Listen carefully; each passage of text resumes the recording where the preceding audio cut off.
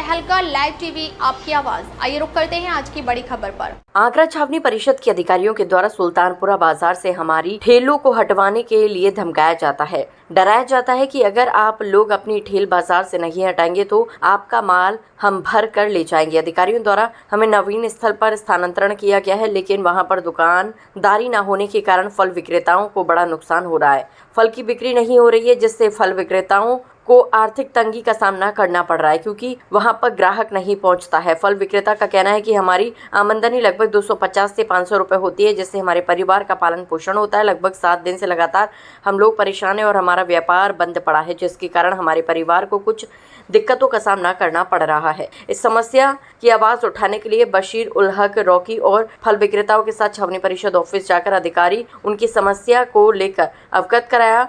वहीं छावनी के सीईओ दीपक द्वारा बताया गया कि दुकानदारों ने हमसे बात की, पर हमको इस समस्या से अवगत कराया है। हम उनकी समस्या को जानकारी में लेते हुए पूरा करने की कोशिश करेंगे। मेरी समस्या ये है कि नहीं, वहाँ पे हमें रोज़ाना परेशान किया जाता है। वहाँ पे हमारी दुकानदारी नहीं होती है। यहाँ पे सब्जी मंडी में एक भी ग्राहक नहीं आता है। क्या नाम है, ये रोड के सहारे का काम है।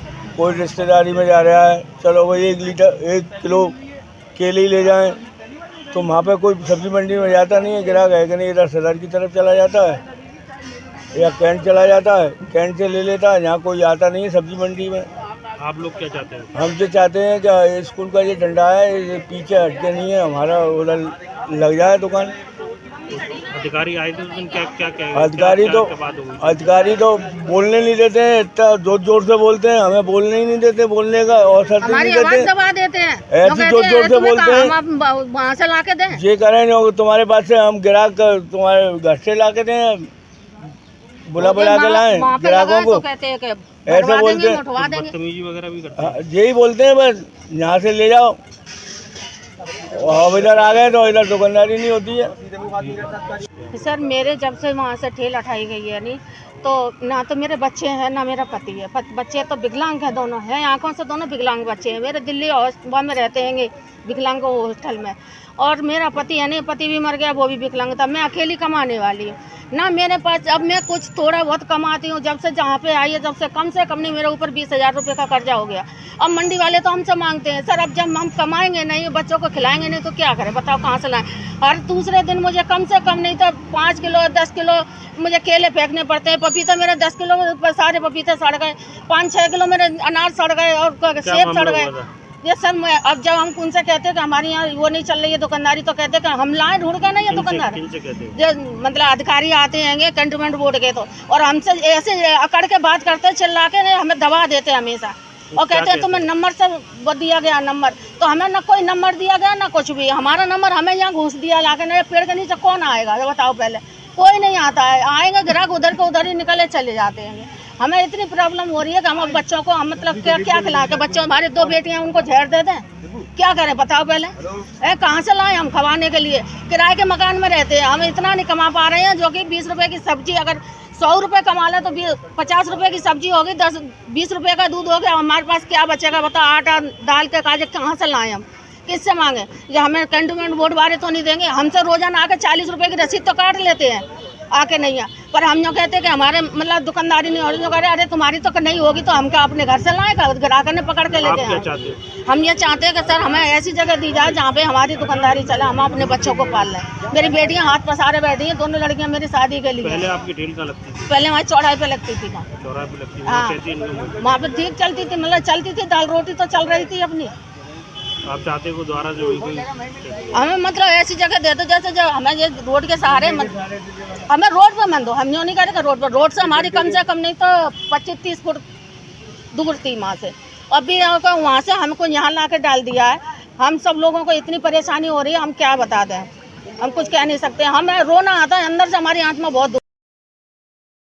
सुल्तानपुरा बाजार के अंदर फल विक्रेता जो लोग हैं वो कम से कम 8 से 10 दिन तक ठेल नहीं लगाया इन्होंने, और इनके घर में राशन नहीं हो पा रहा है।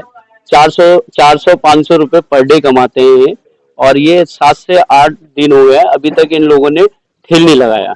इन्हीं के माध्यम से शिकायत पे हम लोग सीओ साहब से मुलाकात करने आए हैं, और सीओ साहब ने ऐसा कुछ रिप्लाई नहीं किया और जवाब भी नहीं दिया कि इनके आगे क्या करना है। क्योंकि देखिए अगर कोई नए जगह पे जाता है और हॉट एरिया है, actually Agra cantt Sultanpura tourist place है, लोग आते जाते हैं रोड पे तो फल लेके जाते हैं। मगर जो छावनी परिषद का जो भी निर्णय होगा उस पे ये लोग काम करेंगे। मगर ये है कि इन जनता की आवाज को बुलंद करना है और इनकी जो भी समस्या है छावनी परिषद को पूरा करना होगा। अन्यथा ये लोग इन्होंने ये बोल दिया कि हम धरना प्रदर्शन करेंगे अगर हमें सही जगह नहीं मिलेगा तो, क्योंकि वो फल उस जगह नहीं बिक पाता है और लोग वहां पे परेशान होते हैं।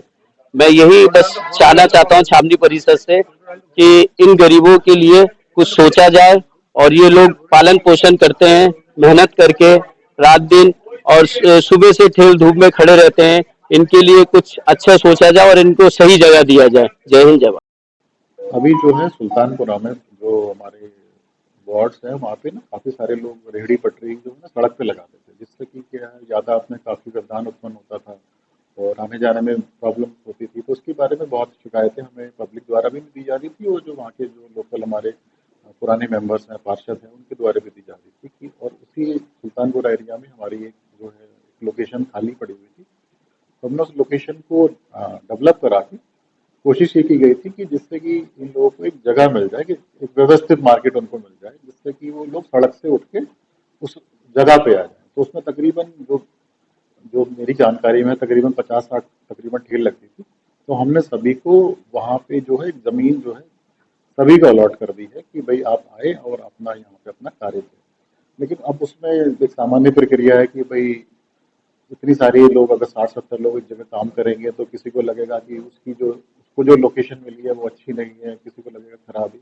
पर इस संदर्भ में अगर ऐसा कुछ है तो हम इस संदर्भ में जितने भी यहाँ पे दुकानदार हैं उनसे बातचीत करके इसका कुछ ना कुछ सोल्यूशन निकालेंगे। लेकिन इसमें जो है उनका सहयोग, जब तक उनका सहयोग नहीं मिलेगा तो सही सोल्यूशन हमें मिल नहीं पाएगा। तो मैं अपेक्षा करता हूँ कि जो बाकी दुकानदार हैं या जो लोग यहाँ मुझसे मिलने भी आए थे कि वो लोग बैठे समझें और एक दूसरे का कोऑपरेट करके हम किसी निष्कर्ष पे किसी सोल्यूशन पे निकल सकते हैं। नहीं, जैसा अभी जिन महिला की आप बात कर रहे हैं वो और साथ में उनके साथ कुछ लोग थे, प्रतिनिधि थे, वो मुझसे आके मिले तो उन्होंने ऐसा कोई मतलब उन्होंने कहा कि थोड़ा सा उससे ऊंची आवाज में बात की गई थी, बाकी ऐसा कोई अभद्रता वाली कोई बात उन्होंने नहीं कही। उनका जो ग्रीवांस था जो मैंने अभी आपको बताया कि जो जिस लोकेशन पर वो बैठी हुई है उनको लगता है कि उनका जो पहले जो कारोबार जो ज़्यादा अच्छा चल रहा था शायद उसमें कुछ कमी आई है और हमने उनको बोला कि अगर वहाँ पे और कुछ ज़मीन मतलब कुछ अच्छी लोकेशन मिलेगी तो हम, क्योंकि इसमें सिर्फ उनके अलावा बाकी दुकानदारों का भी हमें ख्याल रखना है कि ऐसा नहीं कि एक व्यक्ति को हम थोड़ा सा प्रेफरेंस देंगे तो दूसरे लोग थोड़ा सा नाराज़ होने की रहता है। तो ऑफिस के तरफ से प्लस जो लोग वहाँ बैठे हुए हैं सबके साथ एक चर्चा करके एक उन सबसे मिलजुल के थोड़ा सा एक निर्णय पर पहुंचेंगे जिससे कि एक शांतिपूर्वक मार्केट। तक लिए बस इतना ही, फिर मिलते हैं एक ऐसे ही बड़ी खबर के साथ। तब तक के लिए नमस्कार और देखते रहिए तहलका लाइव टीवी, आपकी आवाज।